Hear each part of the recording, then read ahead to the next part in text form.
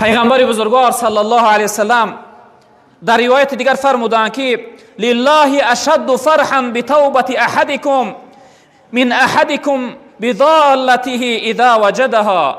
پروردگار بچنان خوشحال و خرسند می شده است به توبه کردن یک کدام شما. وقتی شما توبه میکنه خداوند بچنان خرسند می شده است که جناب پیغمبر مثال آوردن، گفتن مثل یک انسانی که یک گم شدهش پیدا کرده بود، یک چیزی که گمش کرده بود در جست و جوش بود میکافتش، وقتی پیداش کنه چقدر خرسند میشوه. پروردگار این چنین از توبه شما خرسند میشده، این چنین خوشحال می شده. حتی در روایت دیگر جناب پیغمبر وقتی بنده مؤمن توبه میکنه به خدا رو میاره، میگه خداوند با چنان خرسند می شده مثل شخصیتی که در یک صحرا و چول رفته بود، در یک سایه درخت پایان شد دم میگرفت، ناگاه خوابش برد، از خواب بیدار شد، دید که اون اشتری که یعنی خوراکش بود و یعنی آبهاش بودن، اون شتر همراهی خوراکهاش نیستن، خسته رفته، یعنی شتر نابود است. میخیزه هر سو جستجو میکنه، شترش پیدا نمیکنه. این شخصیت میگه عنیق میکنه، به خلاصه میگه که عنیق میکنه که اکنون مردن من عنیق شد.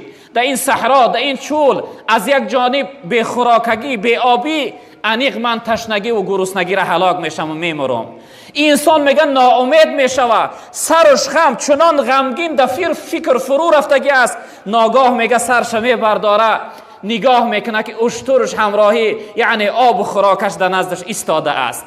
این شخصیت با چنان خرسند می شده است که از حد زیاد خرسند شدن خودش گم میکرده است. میگفته است ای پروردگار تو بنده من هستی و من خدای تو هستم. یعنی از سراسیمگی از خود گم کردن یعنی برعکس میگفته است. دیگه میگفته ای پروردگار با جای بگه که تو خدای من هستی من بنده تو هستم، از خرسندی و خودش گم کردن این شخصیت میگفته ای پروردگار تو بنده من هستی و من خدای تو هستم. با چنان خرسند میشده، یعنی رب العالمین هم با توبه کردن من و شما از این زیادتر خرسند میشده. وقتی بنده نزد او توبه میکرده رو با او می آورده.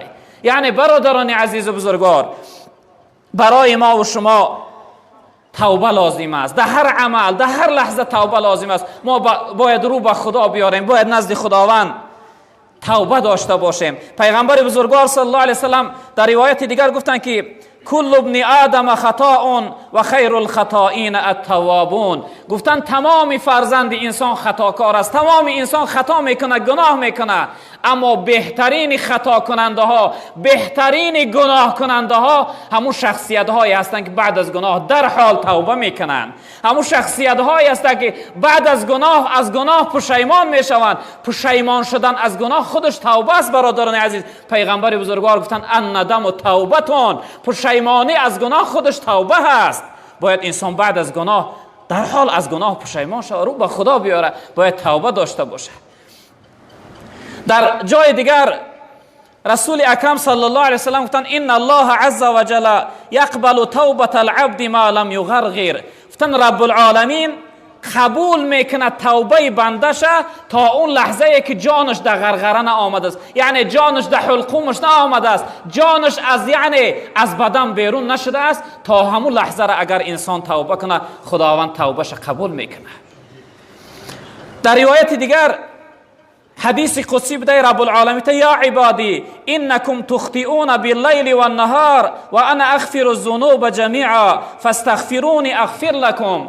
رب العالمین گفته است که ای بنده های من، شما شب و روز خطا میکنه، گناه میکنه، من که گناه بخشنده هستم، به سوی من رو بیاره، توبه کنه تا اینکه من گناه های شما را ببخشم. یعنی که گناه در خودتون دوام نده، گناه برای خودتون یعنی دائمی و همیشگی نکنه.